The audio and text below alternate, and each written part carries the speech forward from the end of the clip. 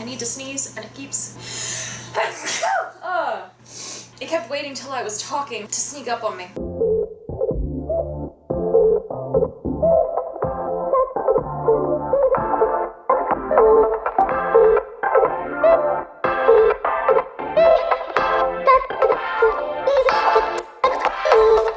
It's Alirien, and welcome to the recipe video for Ostara, where we are making deviled eggs. Ostara is, of course, the spring equinox or vernal equinox. There are several other holidays that coincide with it, depending on what year it is. This year it's on the 19th of March, which is the Tuesday right after St. Patrick's Day. Ostara and St. Patrick's Day usually are very, very close together, and being that it's the spring equinox, we are celebrating that the light has returned, the winter has ended. Now is the time to start sowing your seeds, working with your livestock, and putting in all of the first step hard work toward your goals for the year. Ostara is also named for a Germanic goddess of springtime and fertility, whose name can also be spelled and pronounced Easter. This is, of course, where the Christian tradition of Easter is named for. Easter and Passover are both set based on the first full moon that follows the equinox. St. Patrick's Day and the day before, basically the night of the 16th into the 17th, is the feast of Dionysus or Bacchus from Greek and Roman tradition. So it's a time of general celebration and revelry and celebrating light and warmth and the return of the sun and the fertility that will come with that, and hence sowing of seeds. And deviled eggs are perfect for that because, as mentioned in the eggnog video, eggs are symbols of, they're basically considered tiny symbols of the universe and of the world itself. They are symbols of fertility and of potential. They're great symbols of protection, especially with shells. Eggs, chicks, rabbits are all associated with the goddess Ostara and with springtime. I will put a link to the specific recipe I am using down below. The reason I'm using this recipe, it is the first one that I found and used when I first made deviled eggs a couple of years ago, and I really liked the recipe, so I'm making it again with one minor tweak. All the correspondences of the new ingredients that we haven't had in either of the other recipes yet will be stated through the video. One other thing I was going to say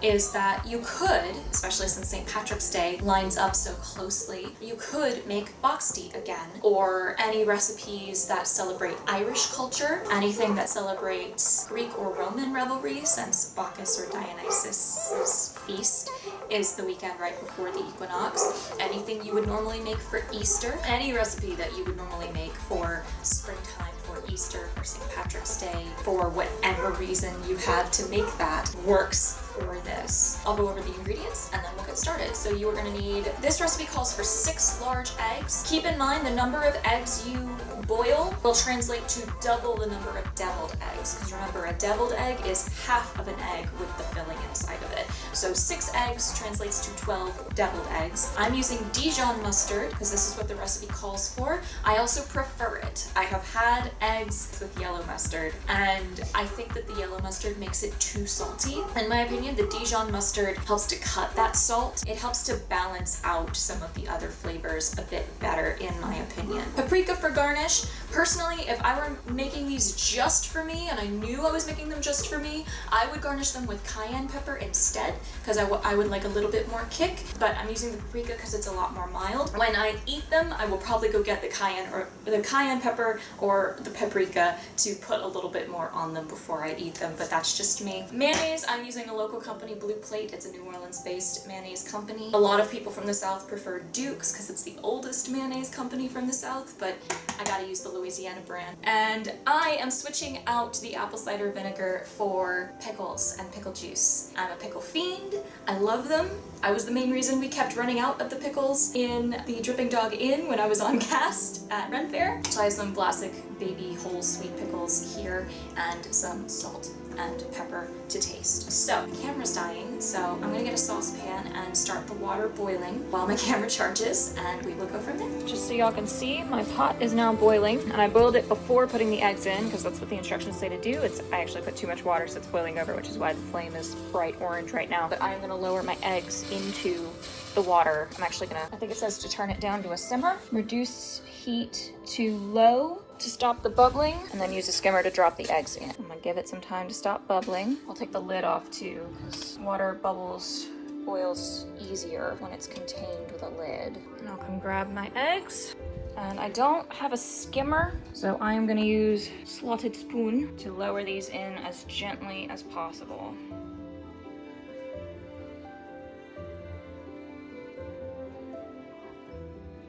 And these have been sitting on the counter, so the shock of the hot water shouldn't be too bad. But I'm trying to make sure these don't hit the bottom too hard, because I have had eggs crack when I've lowered them into a pot of water before and had the whites start leaking everywhere.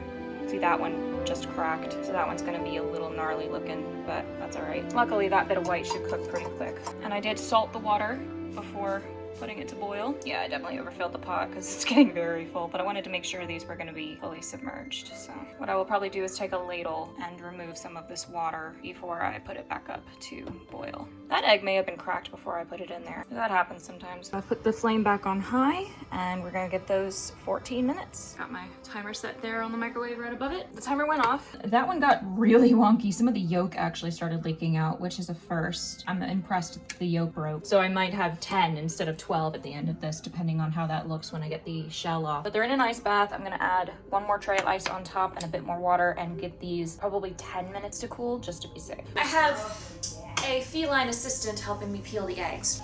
This one that cracked, I still need to cut it open to see what's going on with the yolk, but it may not be optimal for the actual filling to sit in, so we'll see. But I'm gonna get these peeled, and as I peel them, I'm gonna slice them in half and put the yolks into the bowl so that I can start mixing the filling. Let's see how this looks here. Well, it's weirdly shaped, but that might still work. So we're gonna try.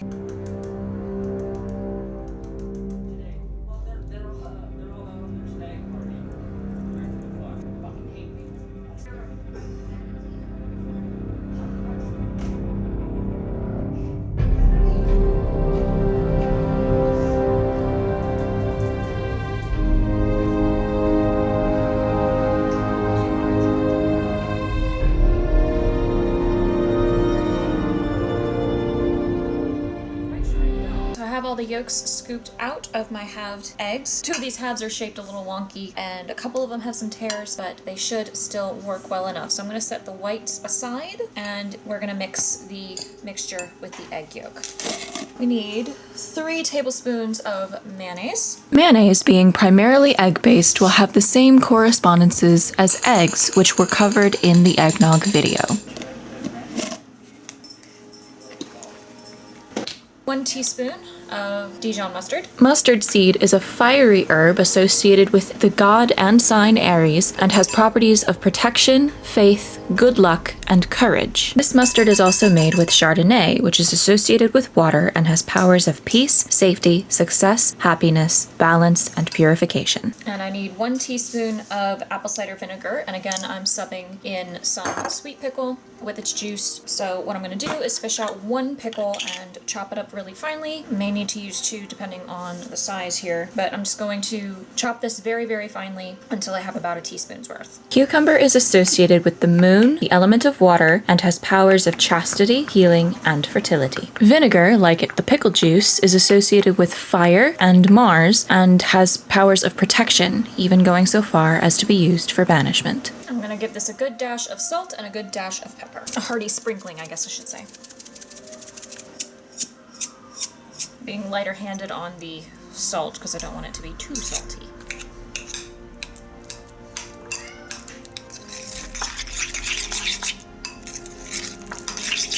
Now, I technically did this incorrectly. You're supposed to mash up the yolks first and then add everything else, but this works well enough. If you want a really fine, smooth consistency, you could potentially blitz it in a food processor. There's just something about doing it by hand that I prefer.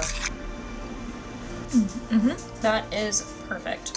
So now I have a Ziploc bag in a cup because I'm actually going to pipe the filling into the eggs just for a little bit more control and a little more consistency. So I'm going to scoop the mixture in here, and then I will snip off the corner so I can use it like a piping bag for frosting.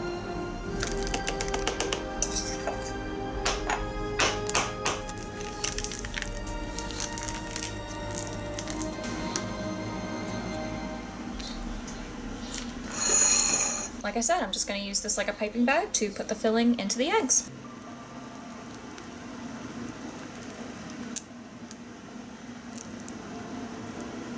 Yes, a little bumble.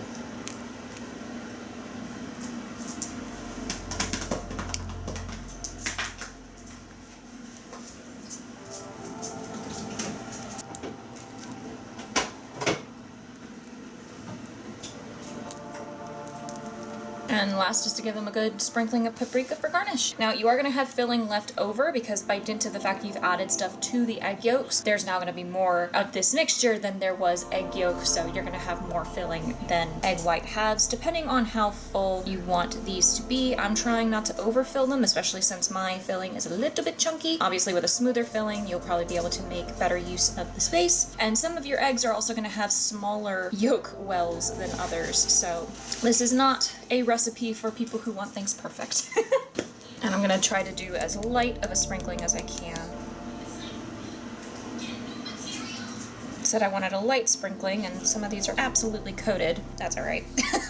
Here's our finished plate of deviled eggs. I am gonna put these into a Tupperware to store in the fridge until they are eaten through. We may bring a couple into Chris's work so that his coworkers can try some, but I'm actually gonna get the cayenne, like I said.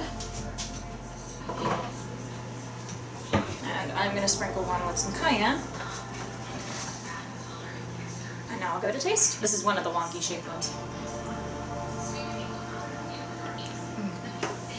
Perfect. The amount of salt that I added was just right, because again, I did salt the water before boiling the eggs, and there's going to be a salt content to the mayonnaise and to the Dijon mustard, and to the pickles too, I'm pretty sure. Yeah, so you really don't want to add too much salt outside of those ingredients, because again, I've had over salty deviled eggs, and it's not pleasant whatsoever, but this is perfect.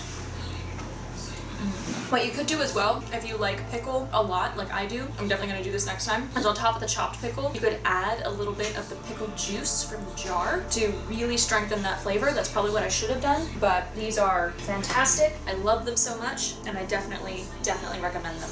As I said, the recipe I used will be linked in the description below if you would like to try this for yourself. I always recommend trying a recipe the way it's written before you make any tweaks, but my tweaks have worked for my taste, but you might want to make sure it works for your taste before you do anything else for you. If you give these a try, make sure to send me photos or videos of your attempts on social media. You can find where I'm active through the Linktree portal in the description for where all of my accounts are. But yeah, deviled eggs for Ostara. Thank you all so much for watching. I really hope you enjoyed the video. If you did, you know where all the buttons and the links are to show me that love. And again, if you try making this recipe yourself, send me a picture or a video of your attempt on whichever social media plane you prefer. You can find where I'm active in those planes through the Linktree portal below. If you'd like to see more content like this video specifically, I do have my DIY project playlist linked in the cards and in the doobly-doo, as well as my tarot playlist, where on Tuesday you will be able to watch the tarot readings to go along with the season of Ostara. As always, I'd like to give a huge special thankful shout out to my Covenant patrons, especially Candle member Mitchell and Crystal member Unimportant, for being my biggest supporters. And if you, dear viewer, would like to join their ranks, you can find the link to do so again in that Linktree portal below, where pledges start at $1 a month. Stay tuned, as I mentioned, for the Ostara tarot readings, as well as plenty more gaming VODs and hopefully some costume content soon, and I will see you all again very soon. Keep aiming, my loves. Mwah! And blessed Ostara. You have to be on the counter during all of these, don't you, madam? She was up here checking things out when I was making the box tea. Of course. That's absurd. Thank you, madam.